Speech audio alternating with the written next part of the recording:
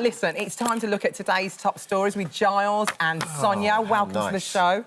And we are starting off with a new warning that our high streets are turning into ghost towns. What's going on, Gyles? What's the story? Tell me everything. What is the story? It's a serious story. This is a survey that was done by Health Equity North, and it's really about the north of England, but it applies right across the United Kingdom. I have been on tour over the last 2 years, and I've been to so many towns that are really like ghost towns, where there used to be thriving shops. You walk down the street, you see a vape shop, you may see a barber, you then see a shop that's actually shut down. It's really quite depressing. What's to be done?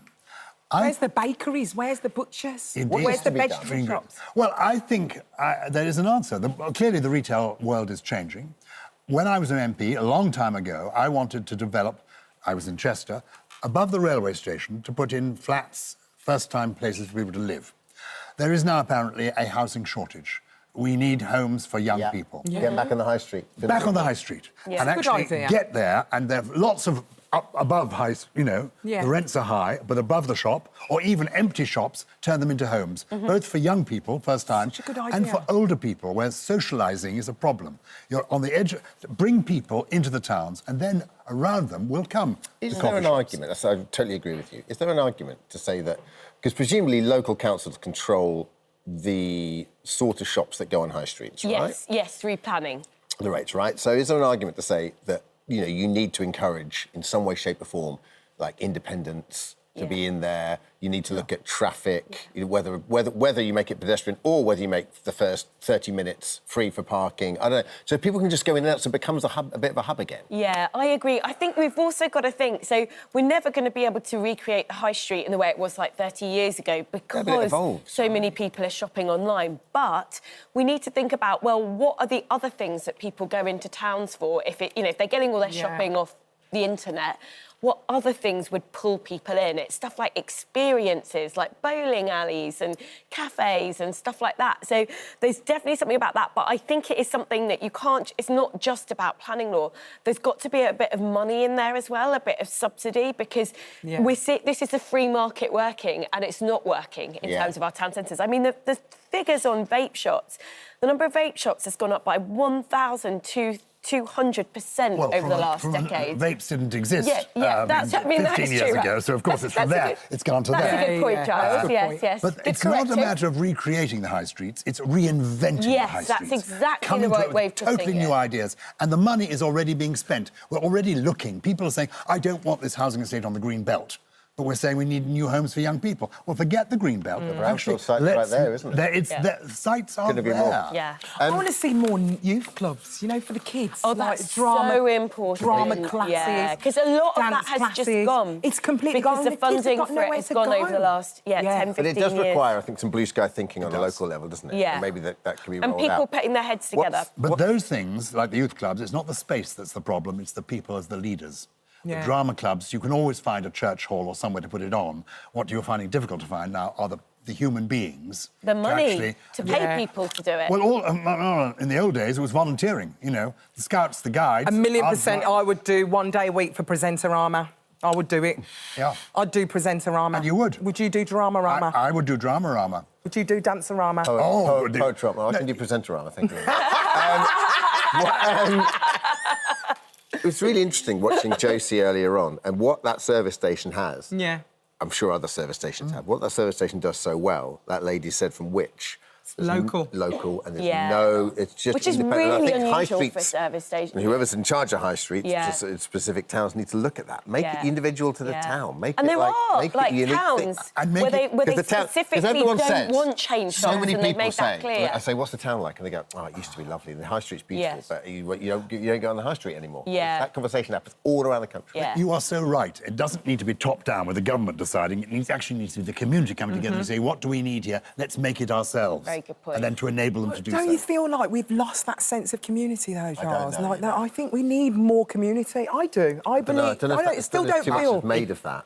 I don't feel that people talk to each other. It's there to be tickled up. Yeah. Yeah. But you're right. I think people want it. people, I mean, for example... Well, I think we did see it in the pandemic, for example. People started to get to know their neighbours better. I mean, you get it when you go to church and stuff like that. You get it when you go to church. I don't see it in the neighbourhoods. I think partly because we're spending much more time online these days as well, and we talk to people online. We've got a WhatsApp group. Yeah. That's what we got. I know that a lot of men, older men, who used to go to the pub doesn't exist in the way it did. They don't feel comfortable going to the cafe, so where do they go? They don't, they sit at home. So there are a lot of old men issue with isolation. sitting at home, lonely. Yeah. And a lot of widows sitting at home lonely. And we actually want them in a high street. Get them together. Get them together. Get them together. With their children and grandchildren living upstairs. Yay, we sorted it.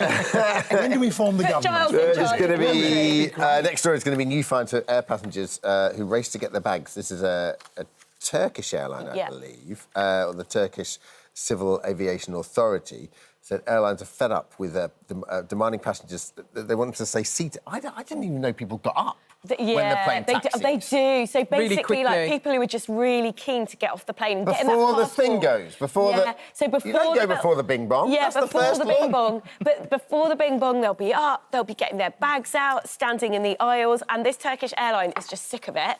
So it's saying, and the problem with this is that when one person starts doing it, lots of people follow, because it's like queuing. When you're queuing up to get on the plane, one person will be like, oh, I'm just going to go and cheekily stand by the desk so I can get on the plane. And then all of a sudden, 5 minutes later, there was a queue of like 200 people, and everyone was sitting... I mean, I do it too. But when I'm sitting there patiently on the chairs, I'm like, no, I'm not going to... And then a few more people start joining the queue, and I'm like, better go and join that queue. I can't see that queue and not get into it. So it's that sort of thing. Oh, I'm sorry, I must be going. It's lovely meeting you. Thank you. Goodbye. So you automatically do that. Now, this is the problem with this scheme. They're going to say you've got to stay seated even after that's gone off, even after the seatbelt sign has gone off. No. They want you to stay seated, and then they want you to come row by row. They will then let you off. Right. So the idea is to keep everybody seated. Do you think this could be another way of airlines making money? Because I feel like this could be now a chain reaction with other airlines. Right. Imagine, like, everyone... Well, imagine all the airlines watching this now. They're going to be like, they're well, charging. I have to say, that's a 50 quid fine, I think that might be the one thing that is like, you don't want to risk a 50 quid fine, do you? If you're really... How are they going to If you want to be first off the plane, you've got to say, out of the way, bing, and through you go. 50 quid for the family. I think the whole thing is terrible, actually. Yeah. OK. So you wouldn't agree with this, then? I know. Does it matter, people getting up? It's a bit crowded for a moment or two. It's a safety thing, though, Giles. No, I think she's onto something. I think I'm onto something. Just remember, if you go into Turkey, sit your butt down. Yes. That's all I'm going to say. Right, Giles, do you ever pronounce your foreign words incorrectly when you go on holiday? Addison, do you think I do? Do you? I'm afraid so. Because I speak a bit of the French, so I'm OK in France. But get me to Spain, and I'm saying, where is El Bicho? I'm wanting to go for Dippo in Mare, if you don't mind. Well, apparently us Brits are struggling to pronounce certain foreign words when we're abroad. 87% of well-intentioned Brits try to speak the local language when abroad. But a new poll has found that most of us are making mistakes when we are trying. Yes, but you know what I mean? This is the best thing about this story. 87% of Brits... What did you just... That's what I do when I'm on holiday. I start speaking like this. Can you tell me... And then they say, where do you want to go? Swimming pool in perfect English. I do that, I'm not going to lie. I don't know why I do it. My favourite, though, of all the mispronounced words, so obviously thank you in Spanish is gracias. Yeah. Apparently, the most common way of mispronouncing it is gracias. Oh, sorry if that's offended anybody. But it is what it is. And 25% of people. Thank you in French is merci bucket. Merci bucket. Merci bucket. Oh, merci bucket. 70%. Instead of merci beaucoup, which is more correct. Oui. I think if people are making mistakes... It's great, like, it's great to if make they're the effort. trying and they're making mistakes, it's just when they're playing around with it and being a bit naughty, then it could be offensive, I guess. I mean, when I go to Tunisia, I always try and talk in a Tunisian accent and try to do the language. That's so you're very good. I mean, the language, I think, is probably more important than... Assalamu alaikum, I say that, and they love it. They what does that mean? Love it. Hello, how are you? Yeah. So you would go libes, as in say, I'm fine. So assalamu alaikum. Libes. Yeah, lovely. Oh, I'm going to get myself on a plane to Tunisia, but I'm going to make sure I don't stand up to... The caisse. Quickly. The mer. glass of water. Nice. I'm good. Really aren't I? good. Anyway. The old way really of good. doing it is simply to speak louder. Hello, nice to meet you, Johnny Foreigner. Hello, good to see you. That's how we talk to you, isn't it? You know, I'm only The worst joking. is in Norwegian. So when we go to Norway, Yeah. I try and speak like Do you? barn, I can imagine like you're a fluent. sort of How is your restaurant. Norwegian? I bet It's, it's fluent. like, it's not great, but I can speak Yeah. like okay Norwegian in terms of ordering a beer or something. Yeah. But they. What's a beer in Norwegian? Yeah, order a beer now. Can you have can I have in ale, right? That's kind of. Oh, it's good. But the thing is, invariably what Quite happens to me is similar to someone English. goes, you're English, great. And then you just speak Yeah, in better totally. English than you speak. They want to speak Totally. English. That's the Yeah. important That's thing the to problem. remember. We're going to talk about the huge debate now. Should we share bath water, Giles? I mean, it saves water. What do you think about that? Only saves a small amount of water, to be honest. It's about 80 litres in a full bath. And if you have a 5-minute shower, that's 75 litres. So it's marginal. I'm a bath-sharing person. Last night I happened to be with Julian Fellows. You know what I mean by Julian Fellows? In a bath. The Downton Abbey creator. You and him? Well, he and I have shared a bath, and I reflected that he's the only Oscar winner with whom I have shared a bath. Those I've shared a shower with, here's another story. How could you share the bath with Julian Fellows? We knew each other when we were 2 and 3 years old. Oh, I see. Oh, well, you missed that I bit get it. out. And so as little boys, we Oh, shared okay. a bath. I think it's quite Thought fun. that could have been a new show. Brandreth in the bath. I'm watching it. Children sharing a bath is fun. Yes. And actually, grown-ups sharing a bath is Can fun. be fun. And you can work out, if ever you share a bath with a fella, you can decide whether or not he's a gentleman. If he sits with his back to the taps, he's a keeper. Oh, really? If he doesn't, then I would interesting. get rid of him, because That's such a good point. it's good advice But in what life. if they It's burn themselves? uncomfortable. Well, then you're going to give them a little back massage. It just shows you're a gentleman if you automatically put yourself at the tap end. that's I lovely. could never do that. Yeah. What, put yourself at the tap end? No, you'd have to. Oh, The idea yeah, of having absolutely. like your beloved on the like. Because it next is to the tap. most comfortable seat, isn't it, at the back? But this is coming about because Northumbrian Thank you. Water Yes. is urging people to We share. haven't just made it up. No, we haven't You're made it absolutely up. right. This is a real news story. There may be water shortages. There are water shortages. There may Indeed. be, we're We've getting not had enough rain this year. Exactly. So what are we going to do? Part of me bristles when a water company tells me how to live my life. I've got to be honest with you, because I just want to turn around and go, Yeah. "Can you be a bit better, please?" Yeah, but I have to say, like, I am not a bath person. I can't remember the last time I had a bath. I'm a shower person, so I'm really interested in this because I thought a shower saved way more water than the difference thought between so too. 70. But this is a power shower. You see, my shower at home is not a power Oh, shower. just a little dribble of you. Yeah. If other people in my More house environmentally are friendly, showering, Giles. my shower's very slow, so it Right. has an impact on my shower. So if say Dermot's in the other shower, Yeah. he's Yeah. showering, and then I'll go and have a shower. Literally, I've just got gonna the water whip pressure that just man drops right off out of the my water hair. So I have to go. Hey, are you nearly finished? No, I'm not finished. I'm having a lovely time, thank you. Be What wary, happens? be wary of buying one of those special baths for older people who may have arthritis and need a bath. They have a door on Oh, the the side. massive to help one? in and get- No, I haven't got. My mother, when she was Yeah. in her 90s, bought one. Yeah. Over Yeah. £2,000. And they really She good? got into it. Well, she loved it. She got into the bath, the taps on, Yeah. suds everywhere. She was having a really good bath. Then she opened the door on the side, flooded the bathroom. You're So supposed to empty it first. Yes. I explained that to her, and so she did that subsequently. Then she had to sit there, For having been ages. warm, while the water drained away, and she yeah, became, she said, pickled like a prune. Before showers were invented. And this is a woman in her 90s. Yeah. Strange. What a strange invention. No, Yeah. they're free. Forgive me, daytime television. These are advertised in between our. I love you the have ads. to wait until the. And I suppose it goes quite slowly as Because well. otherwise you can't get in. So, it's an alternative if you've got It's a door on the side of the bar. Yeah. You must have seen these. Yeah, I know exactly what you're talking It's about. through that I discovered, I didn't realise this, that women take baths wearing bathing costumes. I always assumed they took their clothes off. But if you've ever seen any of these advertisements, there's always a lady sitting on the edge of the bath in a one-piece bathing suit. And it's called a bathing costume, so that's what it's about. OK, let's move on to the next story. Would you... Oh, no, it's not that one. Would you share your bathwater? I'm only joking. New research suggests people see dogs as their child surrogates now, apparently. Sonia, Do you have a puppy, darling? I do not, but my old next-door neighbour had the most beautiful... Well, she still has, gorgeous little cavapoo called Oscar. And actually, he was like a proper surrogate to me because I would just... That's Oscar when he was a little puppy. He was only like 8 weeks. Honestly, that's how I like a dog, like a teddy bear that you can pick up and squish and give a little cuddle to. And during the pandemic, I used to take him out for walks. So he was like my surrogate dog. Lovely dog. This is researchers from the University of Budapest have found that while dog owners have long viewed their pets as family members, more and more now regard them as children. Interesting.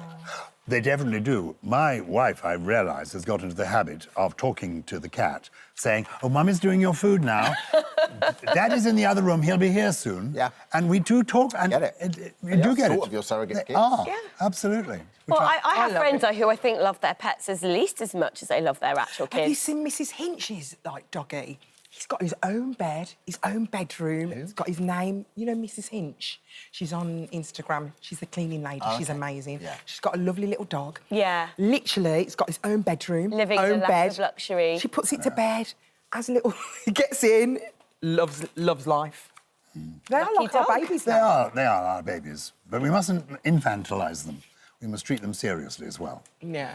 What's the next Every now and again, I need to go to the study with Gyles. Exactly. The birds and the bees. Right. Good proper chat with them. Well, listen Over to a this one. pipe. Listen to this one, Go on. babes, because you're going to be getting to this age soon. At the age of 80, Sir Rod Stewart's not slowing down at all, is he? Tell me about our Rod. No. So he is... In his efforts to keep young, youthful, lively, look at him, he has taken up sprinting 100 metres in his garden. And he can do it. He's doing it in 19 seconds currently. His objective is to get it down to 17 seconds, which he says would make him the fastest 80-year-old. I was doing beep running. Beep running is horrible. Oh, it gets faster. There's a technical term for it. Yeah, no, this is running. This is basically beeps. This is what you do, like pre-training for rugby and football. I used to do this. Really? Running to the beep. So you have to run to the beep. Oh, goodness, yeah, it gets faster. It gets faster, so people drop out as you go. I see. That's impressive. I have played football with Rod Stewart. Me too. And he is right fit. He really is. I fell over and he was still running. I mean, he is extraordinary. Yeah. And it's wonderful at the age of 80 to actually Unbelievable. be really keeping yourself fit and getting the rewards for it. Yeah. So what a role model. And bear in mind, if he can do it already in 19, Usain Bolt, who still holds the world record for the fastest 100 metres in the world, just under 10 seconds, and he's just under 20 seconds. Yeah. I mean, that's pretty good going. Pretty good. So he's going to try and get it to 17 seconds. Good luck with your Rod. Yeah. What do you think, Charles? Like, what's the key as you get older is keeping fit? You don't have to run 100 metres, obviously, but just active, keeping fit. Keeping your mind fit. Keep your brain engaged. Having purpose. Having something to get up for, something to do, something to go out and, But walking with purpose, of course we know that. Walking with purpose, that's it. Living with purpose. What's the Dylan Thomas? Rage against the... Oh, dying of the light. Yeah. We've got to keep going. Yeah, absolutely. And he's keeping going. Yeah. But you look amazing as well, Giles. Thank you. Really Maybe we'll get Rod together with me and we can do a race. You can share a bar. We could do the beep test. We could do the beep test together and then we could all share a shower. Or a bath. Oh, God, I'm dreading this story. What's this one? Who's the funnier sex? Men or women? Thanks to a new poll, the results are in. According to a new YouGov... Hang on a second, shouldn't they be doing something important? Who are you? It's a really important question to settle. 24% of people think men are funnier, compared to just 8% of women. You might have gathered that's not 100%. So a clear majority, 62% believe there's no difference at all. Well, that's very fair. I think it's wise to just say, yes, you are the funniest sex. Men. You're so funny. Are we laughing with or at?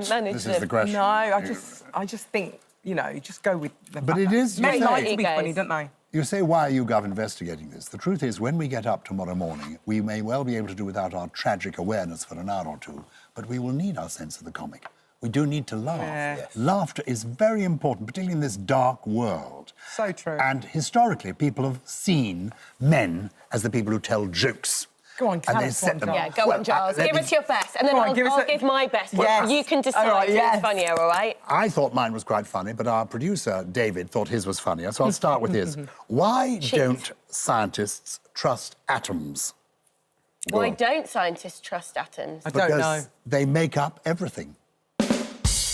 That's quite good. That's really it's good. It's a bit geeky, quite but good. good. I like the delivery was I like Good. it. It's quite clever. Right, shall I go with mine? Go with yours, and she's about to go on a special course to improve her comedy. I'm actually going to do Are you some really? stand-up comedy Oh, training good for you. this year, just because I think it'd be fun. Yeah, and it's scary. Let me tell me how good Right, I am. so what about a delivery? Come on, Sonia. 2 sheep go into. Look at the eyebrows.